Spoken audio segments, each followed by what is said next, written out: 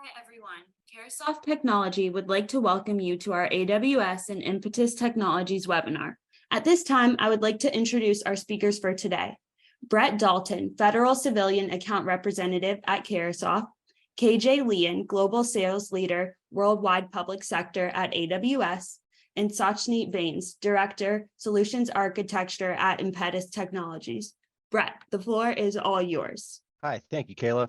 Yeah, I just want to start off with introducing some of the challenges that are being faced by government enterprises due to legacy workloads. One is the expensive maintenance that it takes to keep the workloads running, difficult to keep up with the high maintenance costs, and those can cause delays that will delay the long-term advancements of projects. Another one is the inefficiency of the outdated functionality that leads to lagging systems and long load times, leads to disrupted processes. And this, we don't want this to have a negative impact on our law enforcement and medical fields that, it's necessary for them to keep up to speed.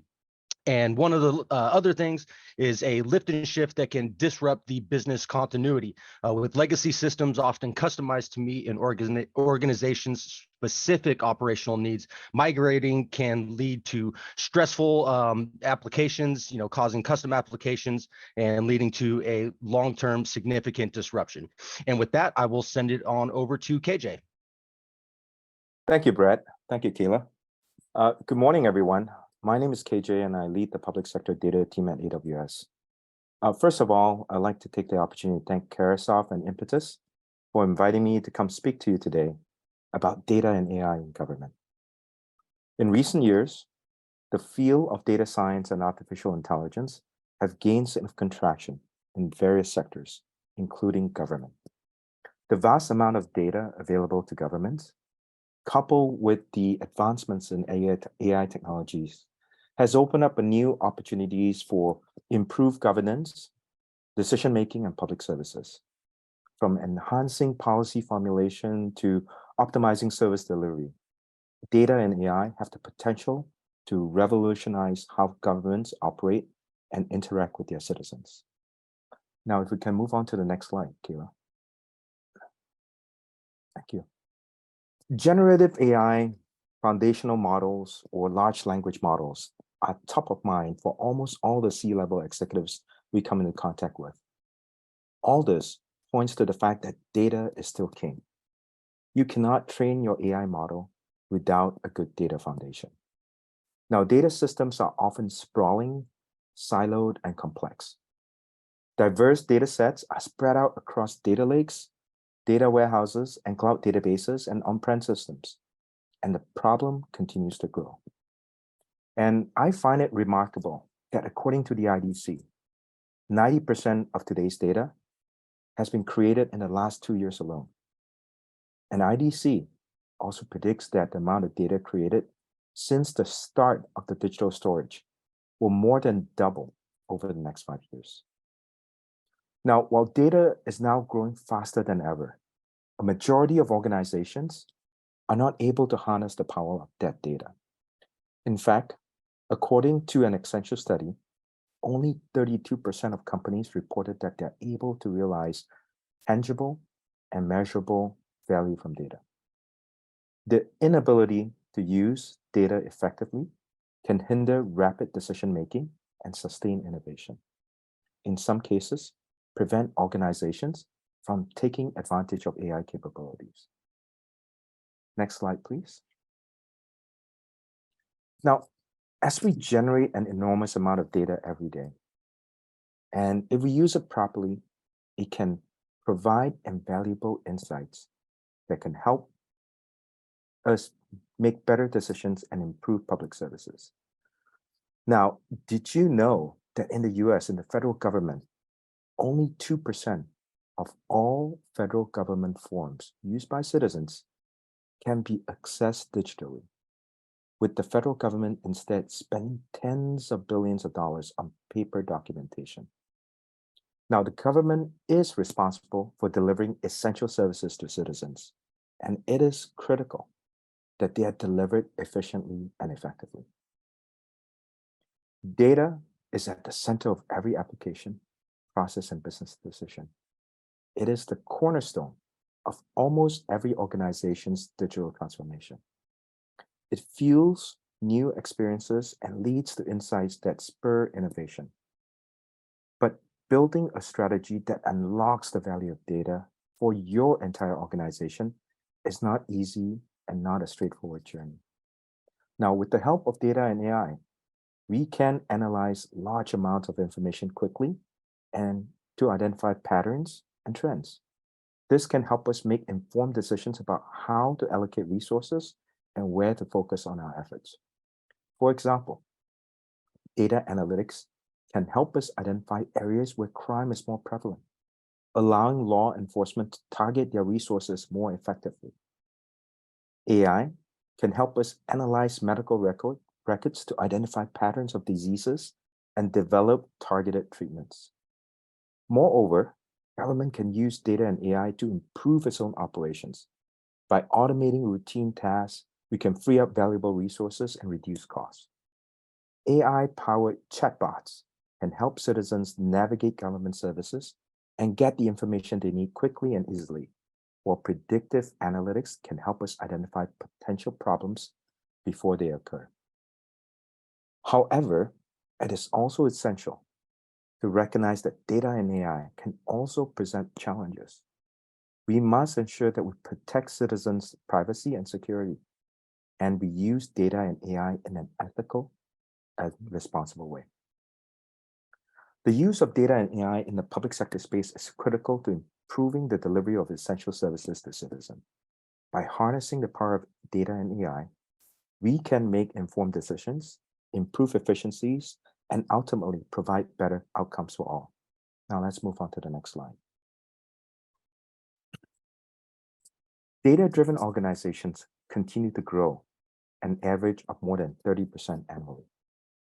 Though it is not simple, and from the latest data that we have available, we see that most organizations are vocally self-critical and realizing that they're not getting the most out of their own data, as the chart illustrated here. This means that they're not growing as fast as they could, and if they were more successful at becoming more data-driven. Now, let's move on to the next slide. Now, to accelerate this culture change, organizations are turning to chief data officers, or CDOs, to ensure the organization is getting the most value out of its data. The CDO role is one of the newest C-level jobs, having first appeared at Capital One in 2002. From our own research with MIT, we see a shift in priorities from CDOs, from playing defensive with data to focusing on achieving business objectives. What we hear most frequently is that focusing on achievable data, analytics, and AI initiatives deliver the most value is their highest priority. And a majority of CDOs, in fact, 64%, spend their time enabling new business initiatives based on data, analytics, or AI. Next slide, please. The reality is that each organization has multiple use cases, different types of data, and the users and applications that require different tools. And these needs will evolve over time. They're not static. And to truly unlock the value of your data, to drive timely insights and innovation, you need to implement an end-to-end data strategy that makes working with data easier to do for every step of the data journey for everyone who needs it in your organization. An end-to-end data strategy combines tools, resources, and processes for storing and querying data, integrating data for analysis and machine learning models, and ultimately helping end users develop data-driven insights. Now, moving on to the next slide. So Amazon has been a leader in AI and machine learning for decades. If you go back to the 1990s, the personalization on the Amazon retail website is really artificial intelligence. In 2017, we launched SageMaker, our AWS machine learning platform that has over 100,000 AWS customers and is the leading machine learning platform in the world. At AWS, we know data.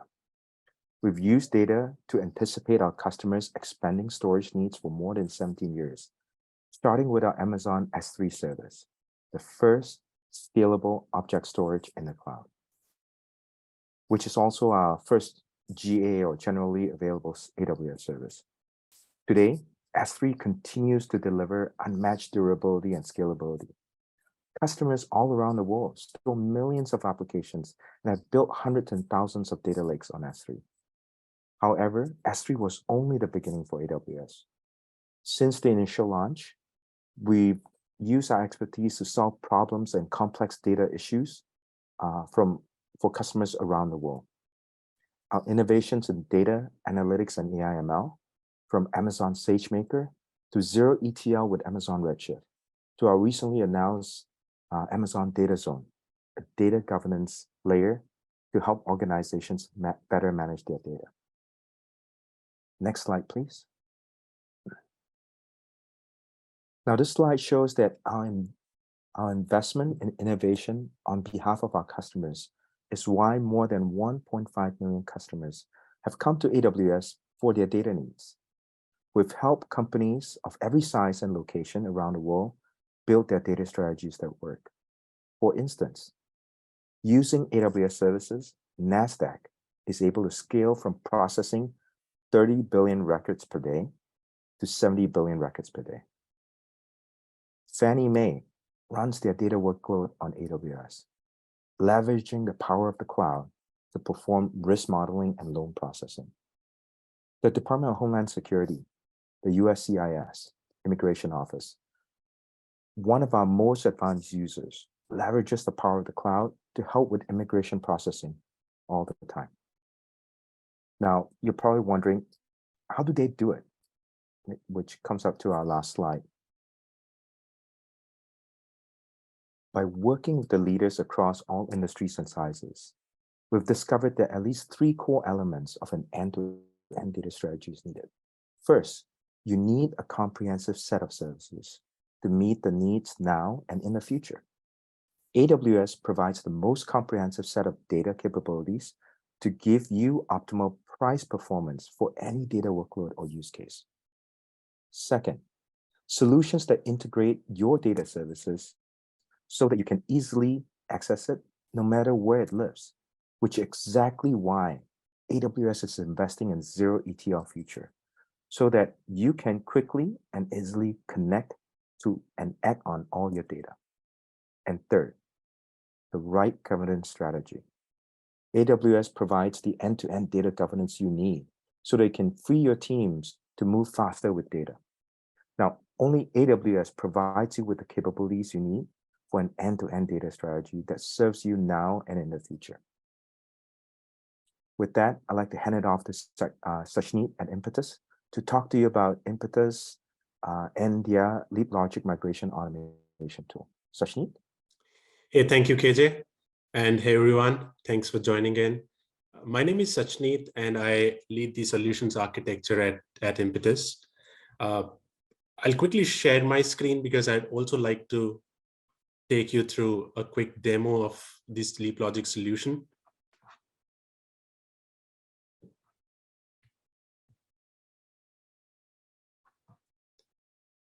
All right. KJ, Kyla, if you could just confirm if the slides are up and I can get started. Yes, we can see it. Okay, great.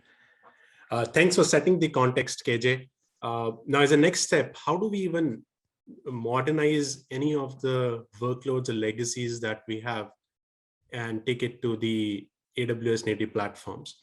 So this is what I'm going to talk about in accelerated data estate modernization to the AWS native stack. But I'll first start with some of the challenges that we see in the industry today. According to a report, around 85% of the decision makers report that they have cloud skills shortages. And 70% of the employees report that they don't really have all the skills that they need to do their job. So we compounded the problem. Not enough people, and the people we have do not have the right skills. According to another report by McKinsey, around 100 billion will be wasted in the migration costs in the next 3 years. Now, why is that so? There are some repetitive challenges enterprises go through. Now, modernizing to the cloud requires some good skills. Modernizing means that we're taking our data from legacy as well as the business logic from the legacy to the cloud, to the AWS native platform. But those workloads were not created for cloud. So that means there has to be a transformation as part of that as well. Now, while the enterprises are thinking of modernizing while dealing with all these challenges, they have a few questions to answer. The first one is what to do about the decades of investments they've already done on their ETL, EDW, or other platforms. Should they just throw that away? Or is there a way to preserve that business logic while modernizing it to AWS? The second question is, what is the right strategy? Should they just move everything as is or re-architect everything? The third question is, how big is this effort? How much time does it gonna take? How much cost is it's gonna take? And lastly, what about the business as usual? So while we modernize, what happens to the business as usual? The enterprises cannot afford to disrupt their business as usual. So these are some of the repetitive questions we came across some of our customers while they were planning to modernize. And this is where we came up with a solution, which is called LeapLogic. I'll first start with the approach that we take for such modernization. The approach that we use is a balanced approach, a modern approach, as we call it, which is a balance between migrating as is and total re-engineering. According to our experience, around 80% of the workloads can be auto-transformed with a pattern-based optimized conversion. 10% may need re-engineering, or another 10% may need a rewrite. But overall, we're able to take a balanced approach, which makes sure that we are preserving the business logic, we are not rewriting everything, and at the same time, we are transforming for the cloud native stacks. So LeapLogic is our automated migration accelerator that today supports modernizing ETLs, EDW, Hadoop, and SAS to the AWS native platforms. In this session, I'll focus on ETL, but the approach is same for the EDWs, Hadoop, and SAS. Today, the solution accelerator with up to 95% of automation is able to transform everything that is part of ETLs today. It could be workflows, sessions, it could be stored procedures from the EDWs that are getting called, and user-defined functions. So it takes care of the complete ecosystem. It enables transformation, which is beyond lift and shift. So what we do is not just a line-by-line code conversion. We do a pattern-based intelligent transformation, which is complemented by automated validation and verification, making sure that we are validating in each and every piece of data and business logic while we transform it to the AWS native stacks. This slide actually talks about the methodology we follow. So it's a 4-step methodology that we follow, which starts with an assessment. The objective of the assessment is to look at the legacies and make sure that we get the complete picture around what is running on the legacy today, what is the complexity of those workloads, what are the dependency analysis, and then use all that information to come up with recommendations around the target architecture, services, recommendations, optimizations, and capacities that are required. So assessment is the first step, which lays the right foundation for a successful migration. The second step is the transformation step, where up to 95% of automation, the LeapLogic solution is able to transform these legacy ETLs to AWS native stack. There is a very minimal manual intervention, which is taken care by the Impetus services. So what we deliver is anyway 100% transformed code. The third step is a validation stage, where again, the LeapLogic solution provides a lot of automation, where in an automated way, we can validate data as well as business logic. And finally, it's the operationalization, which is more of providing all the support that the customer needs to make sure that we have the right CI/CD in place, we have the right production deployment and in parallel run support that is required before the customer switches to the new platform. This particular slide actually depicts the methodology in more of a pictorial form. And the left-hand side, you will see the legacies, some of the popular legacies that the solution supports today. From ETLs like Informatica, DataStage, Ab initio, to EDWs like Teradata, Oracle, Netezza, to Hadoop platform, SAS Analytics, and also BI. On the right-hand side are some of the services that the solution supports for an automated transformation with up to 95% of automation, which includes Glue, EMR, Redshift, and using S3 as the storage and data lake. Let's talk about some of the success stories.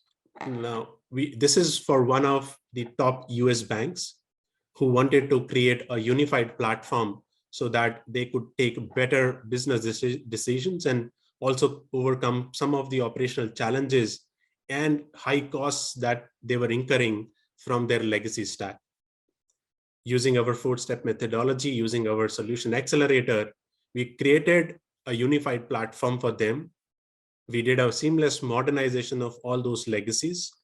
And with a unified platform, they were able to leverage the existing business logic, but also they were able to build some new real-time analytics use cases. With the methodology and the acceleration that we bring in, we were able to reduce 80% of the effort that was required. We accelerated the migration and the modernization by 50% compared to the manual timelines that the customer was looking at. And moving to the AWS native stack, leveraging all the power of scalability, elasticity, and the new features, we were able to do a 30% cost saving for this customer. Another one is where we have had the customer as an American defense and IT research firm, where they wanted to modernize their ETL platform, which was Informatica. They wanted to leverage AWS Glue for that. Again, we followed our 4-step methodology, used our solution accelerator. And for this customer, we were able to do 78% of auto transformation of all of their complex Informatica workloads to Glue. We were able to reduce the timelines by 50%. And the customer was able to leverage all the new features, all the elasticity, scalability, and power of the AWS platform to build new use cases. Another one where we use the same methodology, same approach for a multi-platform weather company. They wanted to modernize this, in this case, SSIS and SQL Server to the AWS platform. They wanted to make sure that they are able to do some real-time analytics over the weather data that they get, but they were constrained with the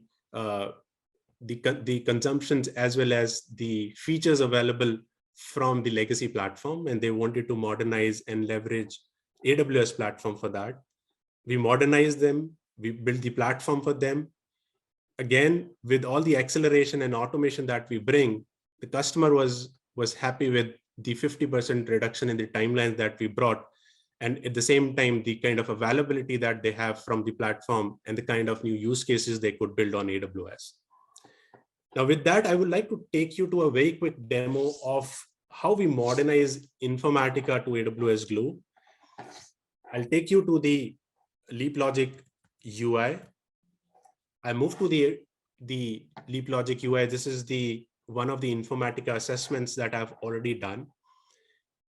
Now, as I said, the first step is always doing an assessment, looking at the legacies. This is what we did for one of the customers. This is one of the Informatica assessment where we uploaded 24 files. Now, what the solution is able to do is it is able to break down the workflows and give us all the granular details around what is running as a business logic on the legacy today. In this case, there were around 1,200 transformations, around 120 mappings. But very importantly, the solution is able to tell us how complex that business logic is. So you can see the classification that the tool has already done for the workloads that are running on Informatica today. there is more granular analysis that the solution is able to do for us. For example, for each file that we uploaded, how many workflows were there? How many mappings were there? How many transformations? How many queries? And accordingly, the solution will categorize the workflow or the jobs into complexity buckets. It is also able to break it down based on what kind of compatibilities it has to the AWS platform, and tells us the kind of automation it can already achieve for transformation to AWS Glue. It is also able to give us lineage, which is the dependency analysis, where we can actually go ahead and look at what is required for a particular workflow to be migrated to the AWS platform.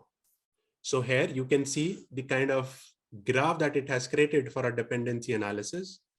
This really helps when we plan to come up with a phase-wise migration plan rather than trying to boil the ocean altogether. So the tool tells us, if I pick a subset of workflows, what all dependent tables, what all dependent files, what all dependent views, anything that is used, it could be shell script, it could be stored procedures. The solution gives us all the information around what the dependency analysis is all about. We share these reports with the customer while we make recommendations around the migration as well as the target architecture. Another very important aspect that we are able to highlight is the technical debt. Technical debt across not just ETL, but the EDW workloads as well. The tables that are no more used, the SQLs, PL SQLs that are no more used, or the ETL workflows that are no more used. So while we are transforming, we are able to clean up the technical debt as well. And using all the information that the solution highlights, which is the volumetrics, complexity, dependency analysis, along with the technical debt and the resource utilization on the legacy, we are able to come up with recommendations around the architecture, the optimizations, as well as a very informed migration plan. The solution is also able to generate very granular assessment reports for us. So what I showed you was more from the UI, but this is an Excel sheet that the solution is able to generate. This is the most granular detail the solution provides. For each file that we uploaded on Informatica, it tells me what workflows are contained, and for each workflow, what kind of components exist. For example, sessions, mapping, maplets, expressions, aggregators, joiners. So whatever could be part of this particular workflow, the solution breaks it down and accordingly uses this information to come up with the complexity categorization, as well as the optimizations that it wants to recommend while transforming it to the AWS Glue platform. So that's the kind of granularity that we bring in all these assessments.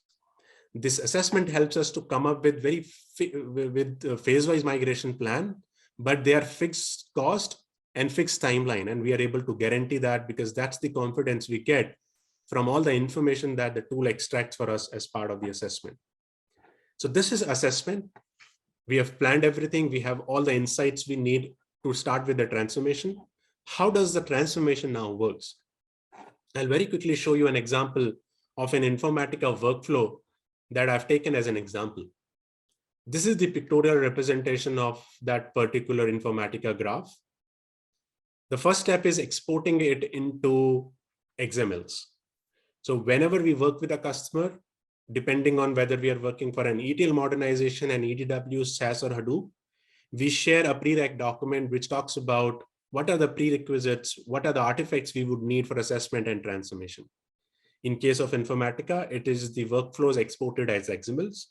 So once this particular mapping or workflow is exported, this is what it looks like. So this is an example of the exported XML from the pictorial representation of the Informatica graph I just showed you. Now this XML actually contains everything around what components are there, what sessions are there, what mappings are there. So I run this through my solution, and my solution is able to parse and extract all this information. Let me very quickly show you how it looks like on the tool. So this is one of the transformation pipeline I've already created. It has two steps. One is the ETL conversion. The second one is execution. The ETL conversion is the step where I upload this XML and tell my tool that I want to transform it to AWS Glue. It is an already executed pipeline. The green check marks signifies that. So this, what the solution does is it parses that XML, understands all the business logic that is contained, and generates a very optimized and standardized code. Now, comparing it to any manual approach where I could be uploading 1,000 Informatica XMLs, if I put an army of 50 people or 100 people, everybody is going to come up with their own version of the code. Everybody has a different way of writing code. So the issue here is a non-standardized and a non-optimized code. Comparing that to how the solution generates, it will always generate an optimized and a standardized code, up to 95% of automation. This is where the conversion happens. There is always some manual intervention that the services team takes care of. But we can also attach it to an execution step, which means that I would want my tool to go ahead and create these jobs in the AWS Glue Visual ETL. So I have both the options available. But let's first quickly look at how does the transformed code look like. So this is the output tab of my solution, where it has already transformed some of these. It has already transformed the scripts that I made it available. What I can do is I can go ahead and look at the execution as well as the ETL conversion and look at what the code looks like. If I click on this particular tab, it will show me what all components existed on Informatica. The transformation type was a source qualifier. Then there was an aggregator, there was a joiner. And for all these components, the solution was able to do a successful transformation. So that's the summary of what my tool has already done, but I can look at the particular code as well. So if you're interested in more looking at the PySpark code and would like to run that as part of the AWS Glue notebook, we'll be able to provide that code. If you're more interested in having the code generated for visual ETL and would like to just look at the visual ETL job, the solution can do that as well. So looking at this, this is the auto-generated code. It generates the code in a verbose mode where it first tells me what was the respective component on Informatica side. It was a source qualifier. And then it will generate the PySpark code for that particular component, which is now compatible and can be imported into AWS Glue notebooks and executed from there. Alternatively, if the customer wants the visual ETL part, we can do that as well. I've moved to the AWS Glue console, and what I'm showing you is this sample job that my solution has generated through that execution step. So the PySpark code that I was showing you for that sample Informatica XML, this is the visual counterpart of that particular Informatica. As I said, the solution has both the options, either the PySpark code or the visual ETL. What it does is it uses the APIs of the visual ETL to create all those components and stitch them together. For this particular Informatica that I took as a source and where the objective was modernizing it to the AWS Glue, this is what the target Glue ETL looks like. So the tool has all the automation available for modernizing all these ETLs, as well as EDWs, Hadoop, and SAS to the AWS native stack, up to 95% automation. What it ensures is that we deliver a very standardized, very optimized code. And with all the assessments that the tool helps us do, we are able to come up with very fixed timeline and fixed cost proposals and estimations for the customers. That's what I wanted to cover on the demo side. Over to you, Kala, for Q&A. Thank you, Sachneet. At this time, I'd like to kick off our panel discussion. We have a few questions for the speakers, so let me just share my screen.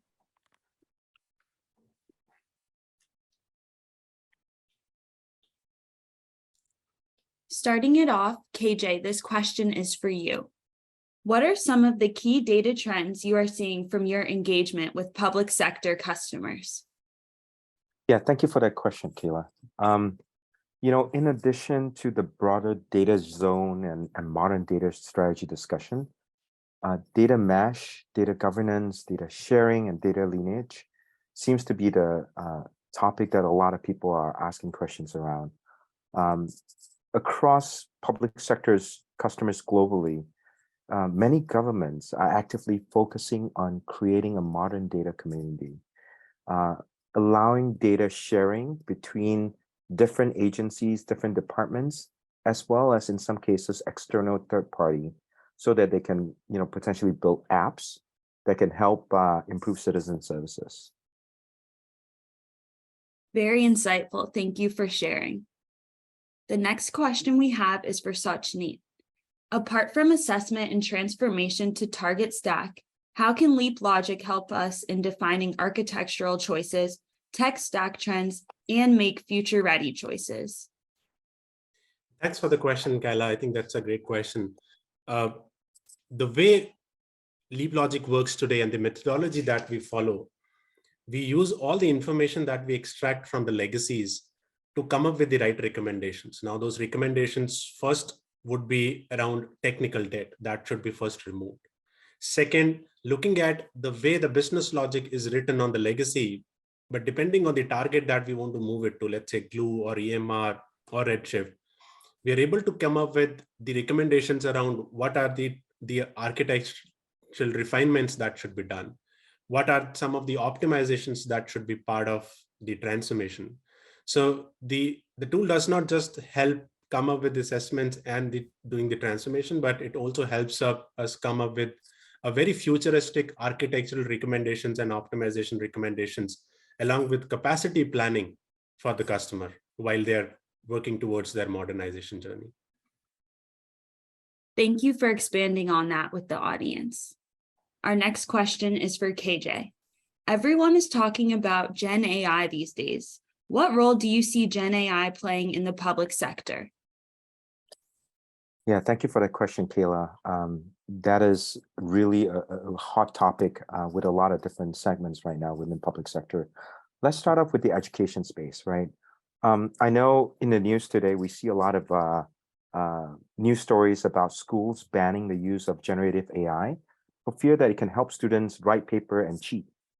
But like all technologies, if you use it correctly, it can be a great tool for learning. One such example is Kunmingo, a new AI-powered tool, which is in beta, available on Khan Academy. I'm a big fan of Salman Khan. He recently gave a TED Talk on how AI could save education. The idea behind that TED Talk was that by providing more individualized teaching, one-on-one tutoring, we can help improve the students' performance by 2 standard deviation. I highly encourage you to go online and look at that 15-minute TED Talk. It's very insightful. The second area in public sector that generative AI can play a role in is really on logistics planning and infrastructure management. Now, what do I mean by that? Gen AI has the ability to summarize complex data sets to help identify patterns and trends. It can help many agencies with logistics planning, resource allocation, and even preventive maintenance. The third aspect is, within government agencies, it can be very daunting for a lot of, immigrants or elderly citizens to navigate through the different government agencies to get support sometimes. So the idea behind generative AI in this segment is that we can use AI to power communication and provide customer support. Generative AI can be used to generate and answer FAQs at government agencies or websites. We can employ chatbots with the help of natural language processing that can not only improve the quality of the service that the government agencies are trying to provide, but also help reduce wait time. Last but not least is healthcare, right? AI-driven medical research can take years to realize. But with AI, generative AI in particular, what we can do is we can stimulate or simulate complex data sets by predicting treatment outcomes, contribute to drug discovery, and also disease prevention. It can lead to improved health policies and faster response times for health crises.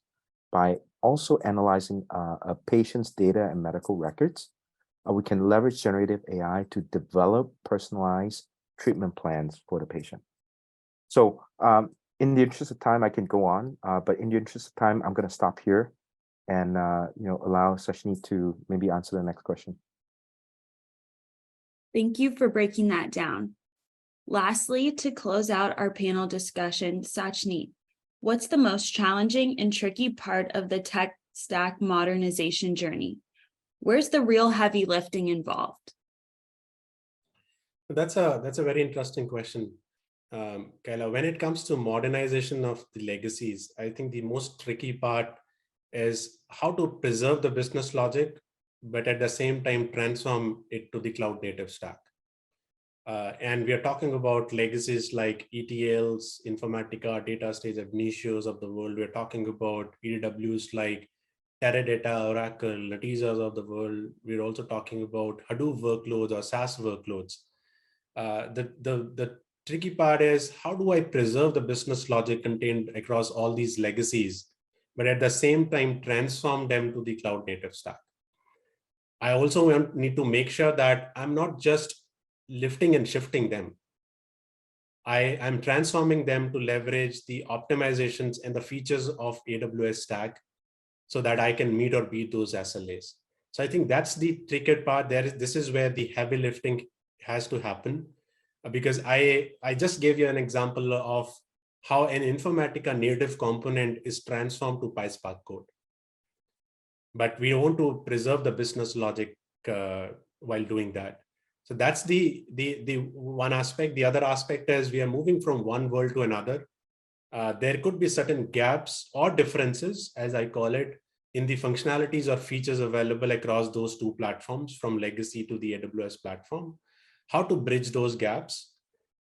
We have a lot of features, a lot of power available on the AWS native stack, but how to make sure that we are leveraging all that while we are transforming? So that's the tricky part. The good thing is that the LeapLogic solution today does that part in an automated fashion, and that too with a lot of reliability, standardization, and optimization inbuilt.